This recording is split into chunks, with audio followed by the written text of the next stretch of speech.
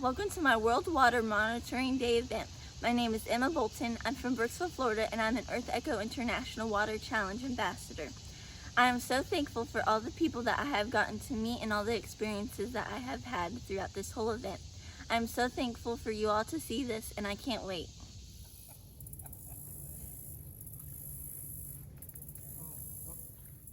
Hi, I am here at Hog Island, and I'll be doing my water testing on the Withlacoochee River. Ahead of time, I have preset my testing cup for the temperature and the turbidity. I'll be double checking the instructions kit throughout the whole process of my testing.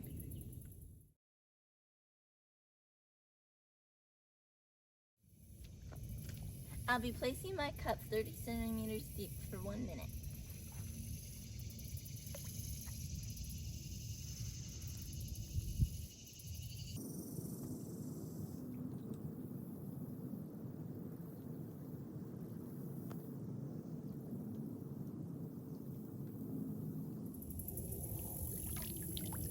Now we look at the green temperature, which it says 26 degrees Celsius. I'll be writing the temperature 26 degrees Celsius in my notebook.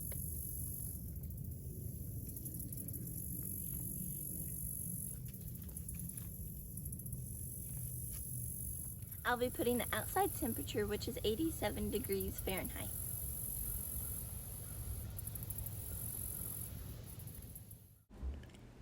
Warm water holds less dissolved oxygen than cool water and may not contain enough dissolved oxygen for the survival of different species of aquatic life.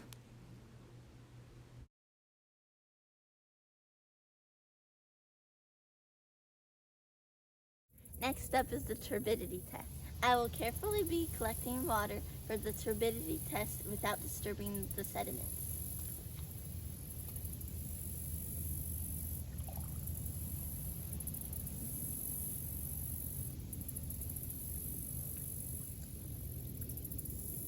Next, I will compare the turbidity indicator with the turbidity chart. It looks about to be a 40 JTU.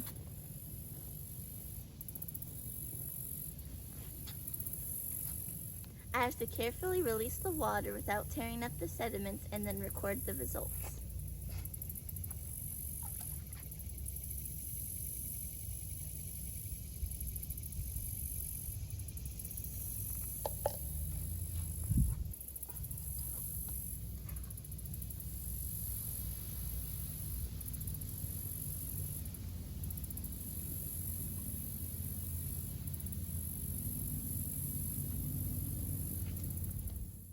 Turbidity is the cloudiness or haziness of a fluid caused by large numbers of individual particles that are generally invisible to the naked eye, similar to smoke in the air.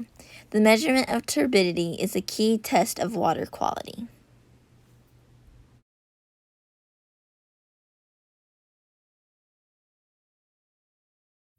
Next up is the dissolved oxygen test.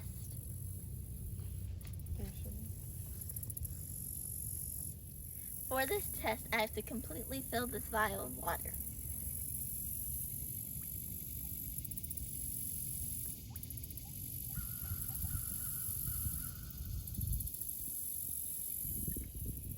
I have to put 2 white dissolved oxygen tablets in the vial and put the lid on.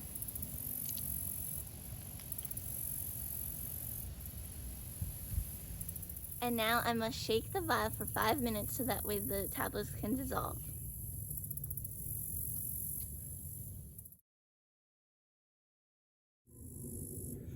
And now I need to check the chart to see what it is. I believe it's a 4 ppm. And now I have to record it in my notebook.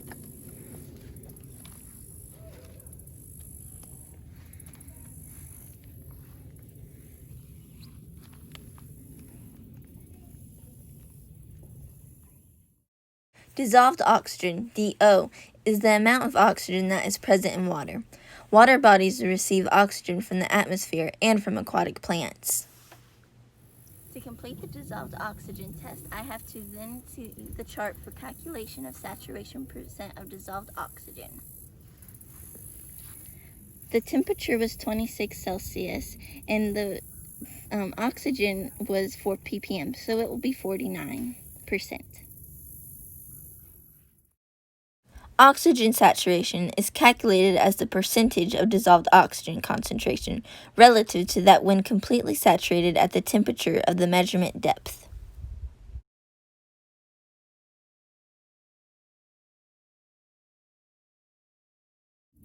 For this test, I will be collecting water to the 10 ml mark and putting 1 tablet of pH to shake for 5 minutes.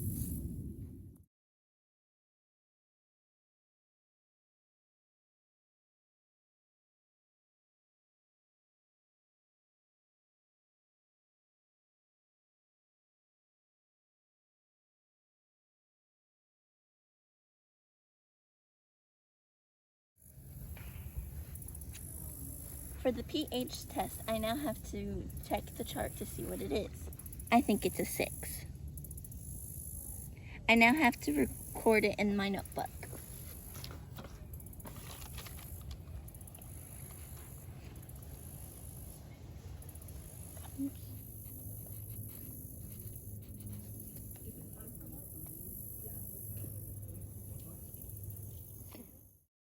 pH is a measure of how acidic basic water is. The range goes from 0 to 14, with 7 being neutral. Leave no trace. Pick up trash that might not even be yours. A trash-free environment equals a healthy life. Leave no trace, even if it's not your trash. I have a bag for recycling and garbage.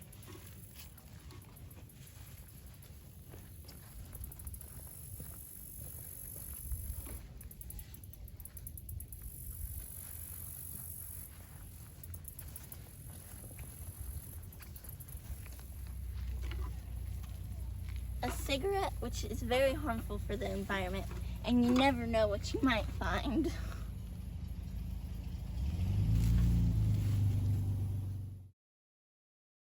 After the water testing, I go home and add the results to www.monitoringwater.org.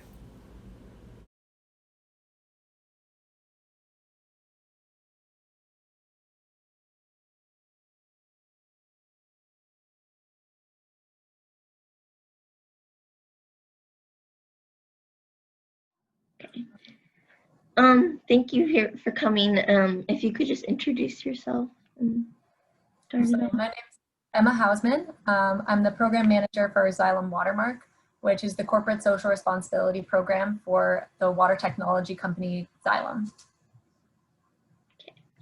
So I'm just going to start it off with my first question. What inspired you to choose this career path? Absolutely. I've always really been passionate about the environment, but I ended up studying public health in college, and through my studies there and some of the research that I did, I really focused in on the environmental impacts of health, especially since they're really so often ignored or not fully recognized. And I really found that water especially is at the core of having safe health. And without access to clean and safe water, it really becomes impossible to protect yourself from disease and live a productive life. So that really inspired me to take action to protect our water resources and get more involved both in my personal life and in my career. Wow. I mean, I just know with my own experience, with clean water, it really helps with everything, even just normal daily life with cleaning your clothes or your food or anything. So that's amazing. Absolutely. Why is it important to take care of our environment? There are definitely a lot of reasons I could pick. It's sort of choose whichever one is most important to you. But for me, I think one real issue, especially with the environmental health impacts I was talking about, is how they disproportionately affect communities that are already at a disadvantage in their society. So communities, minority communities, poor communities, people experiencing homelessness, they're really often the ones who feel the impact of climate change, of pollution, and a lot of these issues we're talking about, more so than those of us who don't have to necessarily deal with these issues every day. So I find that if you want to address a lot of the social issues in our society of inequality and health, then you really have to start with environmental issues. Wow, I've never thought about it that way. So that's I have to start thinking in that way of how it Yeah. helps. Why is it necessary to have like litter cleanups and to protect our waterways? Yeah, great question. I mean, cleanups really at their core ensure that plastic doesn't reach our waterways and our oceans. A fact that I find interesting is that 80% of marine debris and trash comes from inland sources. So it's coming from, somebody that's throwing it off the side of the road, or if you miss the trash can when you're at the park, it's those really easy things to pick up like bottles, wrappers, but they get washed into our waterways really easily and impact the health of those ecosystems, impact animals, and then ultimately, as they break down into microplastics, become dangerous for humans as well. But I think what's also important to note is that those smaller items are also really easy to clean up and dispose of properly. They're the things that you can pick up most easily, and a lot of them are recyclable if they're disposed of properly. So the more people that get involved in these cleanup efforts, it definitely makes a huge impact. And with Xylem in particular, I think what I've been so happy to be involved in through our cleanup efforts is the collective action that all of our employees and partners take. So if you think about, just going out on your own, maybe it doesn't seem like you're making that much of a dent, but if you're part of a network like Earth Echo and like Xylem that has thousands and thousands of other people involved, we can really make a huge dent in the effort to protect our ecosystems and our environment. Yeah, I mean, just like recycling alone, like it takes so much out of your normal garbage. I mean, I recycle, so like just seeing that much of all the cardboard and plastics, how much that does affect. And then, of course, if the trash gets out, you have to pick it up, but everything's connected. So I find it always interesting. And then what is your favorite part when taking care of the environment? Like a fun thing or something like that? Yeah. So with Xylem, we've done something that's kind of a fun approach to cleanups, and we call it plogging, which is a Swedish word for picking up trash while you're running or jogging. So I find this is a really easy way to pick up trash, and you're incorporating it into your regular exercise routine, but also you kind of look a little funny when you do it, which I think is good because other people see you doing it, and you may be the only one at the park with a trash bag picking up trash, but people have approached me and said, oh, what you're doing is so great. You inspired me to do this next time. So I think sometimes even feeling a little awkward and doing something that feels a little out of the norm is actually good because you're raising awareness and getting other people involved.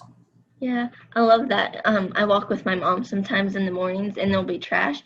And like the people who walk across the street, they're like looking at you strange. You're like, what are you doing with the trash bag? And I'm just like, picking up trash. Yeah, they'll do it next time, hopefully. Yes. Last question. Do you have any words of advice for the future kids who are wanting to make a difference in our world? Yeah, absolutely. I would say everyone should keep in mind that they have the power to make a change themselves. You don't need to wait for adults to join you. You don't need to wait for others to take action too. The best way I find to really make an impact is getting involved yourself and inspiring and motivating other people through your own actions. And I think society is definitely always looking to youth as leaders to take those actions. You guys are really passionate and really inspire us with your approach to tackling some of these environmental issues and real focus on the environment. So taking action yourself, I think others will follow you. Yeah. Thank you. Thank you for doing this. I really appreciate it. So yeah. Yeah, absolutely. Thank you so much for having me, and thanks for all you're doing, Emma. Oh, no problem. Thank you.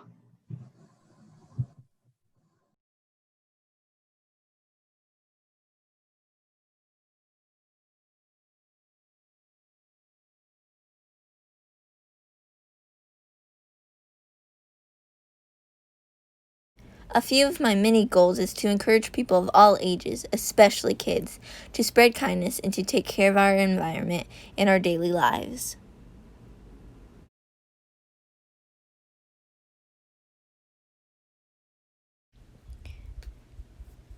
One of my many projects is called Show Me Your Trash. It is a way for us to be challenged by picking up trash in a safe manner. Those who participated took photos of the trash and or of them picking up trash and sent me the photos. Look at what you can do. It is such a simple and easy task that makes such a huge impact.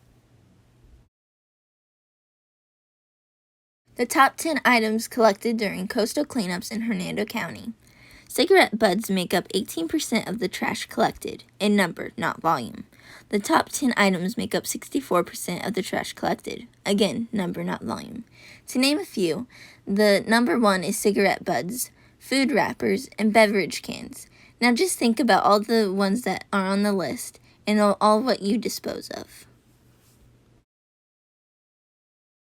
Talking with Mr. Bruno was such a wealth of information. You don't realize how much our trash impacts our environment and our waterways, especially through storm drains and groundwater that affects our aquifer.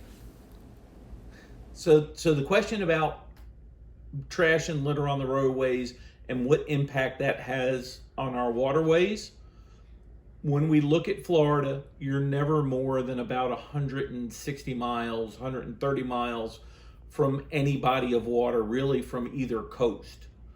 When we look at Hernando County, when we look at our Gulf access, when we look at the Withlacoochee River, the Little Withlacoochee River, we have a lot of water here. We look at Peck Sink, that's a direct entry into the aquifer. So when we talk about litter and we talk about litter prevention, where does that stuff go? You're driving down the road, I own a pickup truck, something's in the back of the pickup truck, it blows up. It's no big deal. It's just a shopping bag. When we look at how thin shopping bags are, they're going to break up much quicker than, let's say, a bag that might have had rock salt in it or a bag that might have had mulch in it. Okay? Those bags are still not good, but if we talk about the process, that shopping bag is going to be a little bit quicker to break down. So what happens as it breaks down? Well, we find animals go to eat it. We find that it winds up in our waterways. And as we look at water sampling, we're starting to see microplastics. Now, there's still at a level that you need an electron microscope or something to see, but you have to start to ask your question, what does that do? Is there a correlation between plastics in an animal's system towards some type of health issues or things like that? We talk about heavy metals. You don't want to throw lead into a waterway because we know lead's a heavy metal. It bioaccumulates in our body. We know there's an issue with that. So as we see emerging things, because lead's been around for hundreds of years, as we look at emerging materials like plastics, what's going to happen as those amounts build up in our waterways, build up in our systems, build up in our food supply? So by doing litter collection, by doing more litter prevention, when you go out on the boat, take an extra bag with you. Not only get your trash, get somebody else's trash. Here in Hernando County, through our Public Works Department, you can adopt a highway.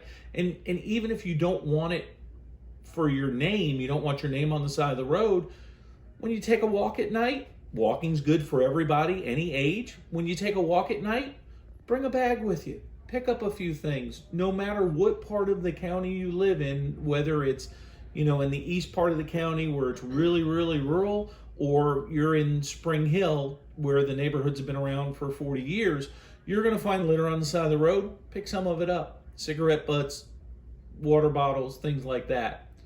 As you do events, and Brittany with IFAS is really good with her coastal cleanup, they actually separate the material between trash and recyclables. We furnish our recycling trailer and some other supplies so that we can go collect that material. Okay? So as you do it, even, and this is funny for the recycling coordinator to say, even if it's something recyclable, you pick it up on the side of the road, it goes in the trash bag, it's better in the trash bag than on the side of the road. Okay, if you pick up a bunch of aluminum cans, yeah, I'd love to see you recycle them, but I'm more involved in the fact that you've taken them off the side of the road. So when we look at those sort of things, definitely keeping litter off of our roadways or picking litter up from our roadways is going to be a big plus. When we look at waterways, when we look at water monitoring and water quality, huge parts of what the state budget is doing. When we talk about springs restoration, we talk about nitrates being lowered, big parts, and plastic is another part of that whole thing. So absolutely. Do some looking up on this, and I'm going to butcher the name of it. It's called the BMAP. It's the Basin Management Action Plan. There are a couple of different areas in the state. We're one of them. The St. John River is another one. Crystal River, I believe, has a BMAP. What the state is looking at, so nitrates come from, again, land applied septic. So when you look at portalets and things like that, the truck goes and pumps them out, they throw some lye in it, they go land apply it. We look at grazing land for cattle. Now, if you have 10 cows on 100 acres, not a big deal. But if you have 100 cows on 10 acres, it's a little bit more of a problem. And even manatees produce manure that's going to have nitrates in them, and there are some river issues with that. When we look at the ecosystem and we go, okay, we just have manatees in the rivers can generally, in my opinion, handle that. But when we look at the increased nitrates from people using fertilizer, from land applying materials, from septic tanks, when we look at those increased values of nitrates, then the state's looking at bringing those down. You're going to hear about septic to sewer programs. What's the impact of that? Well, if you build a house today, Hernando County, Citrus County, you have to, depending upon where you are, put a high efficiency septic system in that more than doubles the price.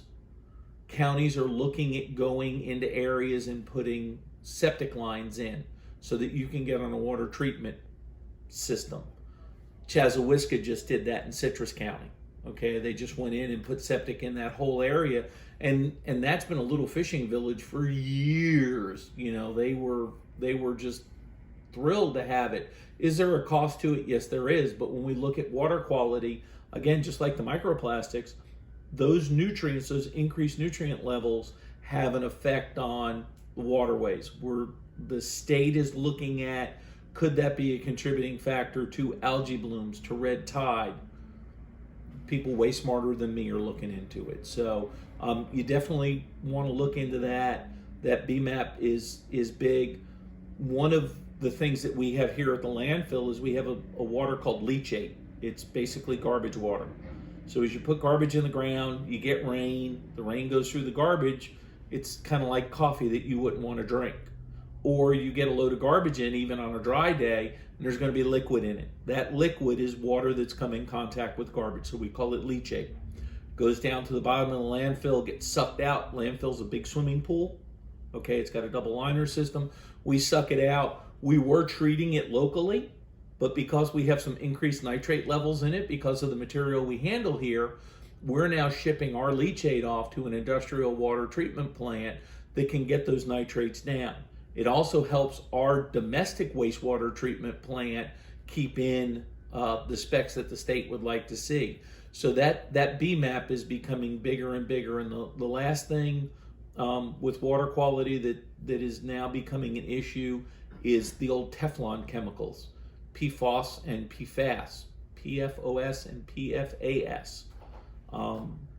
Those were in stain-proofing garments, the spray that you could get. It was in fire retardant, it was in firefighting foam, and it's on your frying pans. Now, the PFAS and PFOS are older chemicals to do that with, but we've now seen that there are some issues going along with that, and the state is lowering and looking at lowering even more the recognition level for where that's a problem. So as we talk about water quality, especially here, drive anywhere in Hernando County and you're never that far away from a waterway, go to Weeki Wachee, that's a First Magnitude Springs, go to Chazawiska, Homosassa, Crystal River, Rainbow Springs in Marion County. So there's 5 First Magnitude Springs that are within a very easy drive. Okay, I've left work in the afternoon and met friends in Dunellen. Okay, so when we look at water quality, the issues here may not necessarily be the same as they are in other parts of the world, but if we want to keep our pristine waterways, if we want to keep those tourist dollars coming into our community, if we just want to be able to go enjoy the river, we want to keep an eye on that. So that's all I got. So this is an aerial view of the front 200 acres of the Hernando County landfill. And by state permit, and we hold a state permit to operate a Class 1 landfill, the federal government came out back in the 70s and said, okay, states, you either have to abide by our regulations or come out with your own. Florida already had their own regulations for landfills. They just tightened them a little bit, and we still fall under the state of Florida for our regulation. So this is a permitted Class 1 landfill. And right now, this area is the active landfill. This is where we're working today. This is where we're going to go next. But as we look at the property, there are groundwater monitoring wells all around where we go. Quarterly, one of our employees goes out and samples those wells. It's a scripted procedure. It is a process that he has to follow to the letter. He collects the sample, and then they go out overnight to a laboratory so that they can be analyzed. We do that quarterly. Annually, we're going to send the report back to DEP, the Florida Department of Environmental Protection, to show them, hey, the groundwater underneath us, because we're on top of a big sponge. Anywhere you stand in Florida, not only are you less than 130 miles from a coastline, you're generally not more than maybe 120 feet from water underneath you. South Florida, that water's a little closer. As we go north, Citrus, Marion, Alachua County, they can dig down a little bit. Here we went, this is 50 feet deep. And we didn't hit groundwater, so that's a plus. So as we look at this and we know that the groundwater, the aquifer is going this way. It's going from east to west. So we want to make sure that the water sample here looks like the water sample here. That means we're not doing anything to the waterways. So really, really important. Landfills that have issues have to figure out what they are and have to figure out how they're going to fix them. Now, what's one of the ways you can fix them? Well, remember I said there was a liner system underneath this landfill? You could dig up the garbage and find out what's wrong with the liner system. Okay, pretty hard to do. Or what you wind up doing is pumping water out of the ground, treating it, and putting it back in.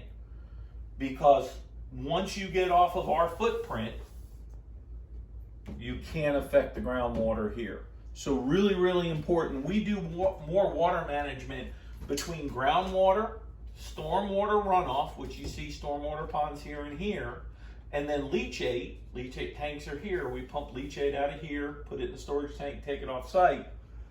With those three different types of water, we really are more involved in water management than we are garbage management. So the state is, and the federal government are pretty concerned about that. And then the last thing, just is to touch on it, because we talked about a bunch of regulation. Landfills produce methane. Methane is an ozone depleting gas. It's a greenhouse gas. So we have to destroy our methane. So we actually have a small power plant on site, sucks the methane out of this big area right here and generates electricity with it, or burns it in a flare. And you go, oh, burning it, that's not good. It's better to burn it than just release methane. So a whole bunch of issues that go along. The other interesting thing about landfill gas is, and it's chemistry, I want to say it's Boyd's Law, that if you put a gas under pressure, you can dissolve it into a liquid. That's why scuba divers get the bends. Because as they start to come up, the nitrogen comes out of their blood and forms in their joints. So if we have a landfill gas issue and it's under pressure, we can see that in our water sampling. So water sampling is crucial, gas management is important. So it's not just dig a big hole in the ground and bury the garbage. It's an engineered structure. We want to make sure that we're maintaining it and operating it correctly. Same thing with litter on the side of the road. If we let it sit there, it's going to jam up storm drains It's going to wind up getting in the PEX sink. It's going to wind up getting into the aquifer, and then we're going to be in even worse shape than we are now. Recycling is one of the many ways you can help your environment. Picking up trash is important to not only the land and water animals, but it's also important for your own health and safety.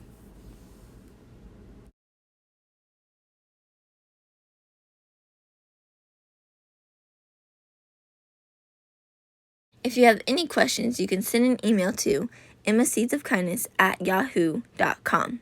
Make sure to check out earthecho.org for more information on water monitoring and how you can make a difference.